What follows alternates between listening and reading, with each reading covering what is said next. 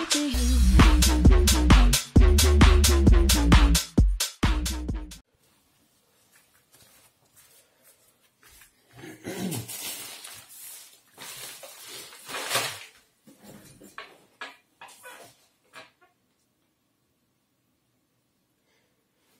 lidi, došly mi nějaký věci z Číny.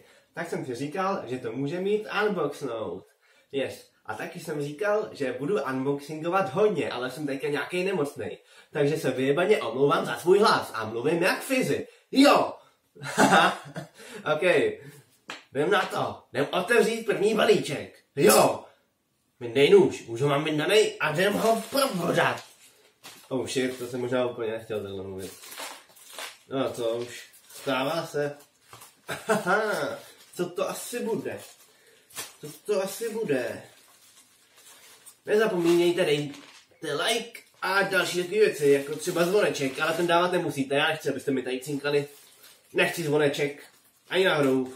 Dejte mi jeloničky, prosím, na vánoční stromeček. Yes! Jsem se právě zbudil a myslel jsem, že budu pěkně ospalej, ale jsem spíš mega aktivní, nevím, jak je to možný, ale ten unboxing si natočím.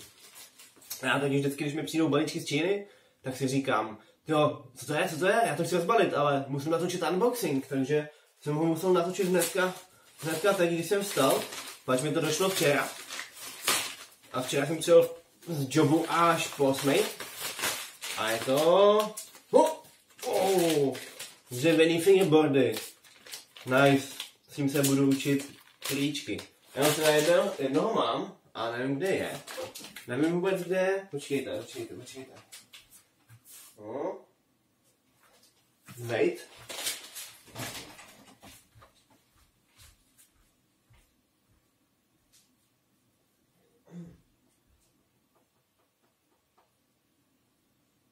Two hours later.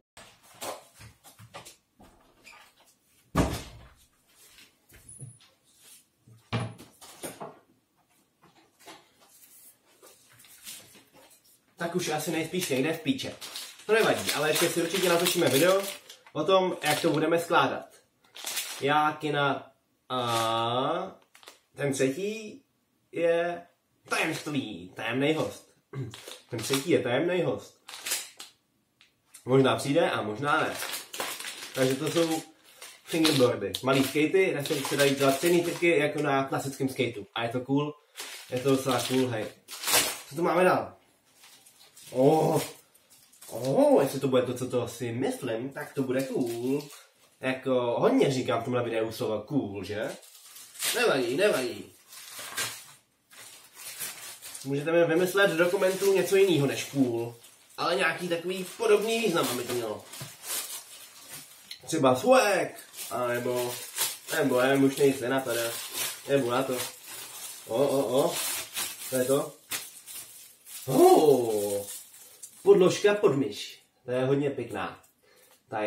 Na to se těším. Objednal jsem se na takovouhle malinkou. Mohl jsem si objednat úplně tu největší, což by bylo asi lepší. Ale když tak časem. Nice. Ještě to rozbalíme tady úplně, ať víme, z jakého to je materiálu.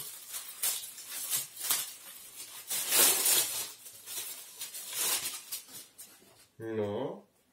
Jako vypadá to fakt pěkně.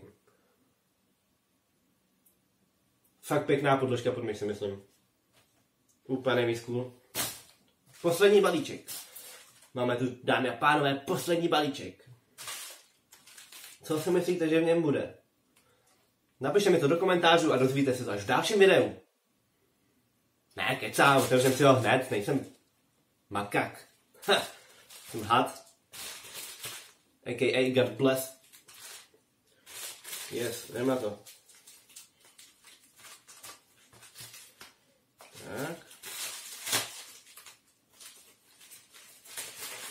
Jsem teda vydavej. Vážně moc. To je to fingerkorlo. To si chtěl objednat brácha. Pač viděl, že si objednávám ty skatey. What the fuck? Oni jsou k tomu zvlášť i řídítka. Ty tam musíš pak asi nandat, no? Jsem teda zvědavej, no, co na tom půjde dělat za triky. Asi nic moc, to bude stejný jak na BMXku. Tak tomu pak nechám a předám. To je, dámy a pánové, na tohle video všechno. Mějte se bezvadně, užívejte školu a čeho? Dámy a pánové, dnes si ukážeme, jak Bowis otevírá lahváče.